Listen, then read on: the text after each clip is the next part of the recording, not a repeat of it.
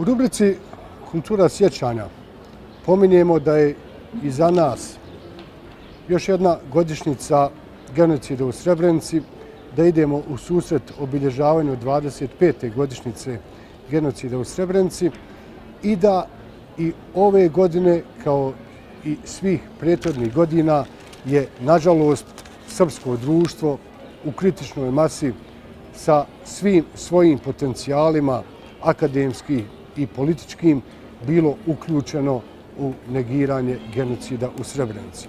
Šta više, dogodio se u Beogradu jedan performans gdje su umjetnici izvodili predstavu na temu Srebrenica, a onda su velikosrpski ekstremisti sa likom zločinca Ratka Mladića na majicama ušli i prekinuli taj performans. To samo govori da srpsko društvo, evo 24 godine poslije, nije sazrelo do katarze. Moramo podcrtati, jedina dva naroda koja su kolektivno kriva za genocid u Evropi jesu Njemci i jesu Srbi. Nema nikakve treće presude. Dakle, ima holokaust nad Jevrejima i krivica Njemaca, ima genocid nad Bošnjacima i krivica Srba.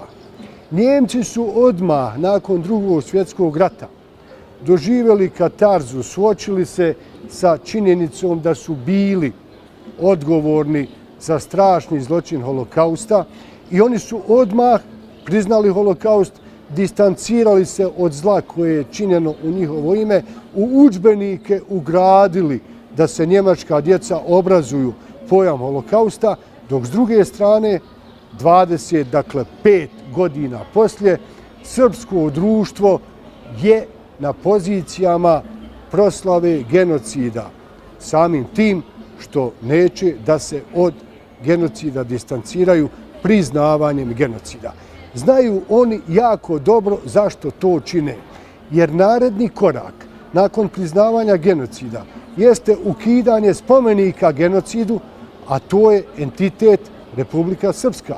Ne može biti da nešto što je presuđeno za genocid u budućnosti traje, ali to trebaju prije svega da urade sami Srbi, da se distanciraju od genocida i da ukinu Republiku Srpsku koja je sramota srpskog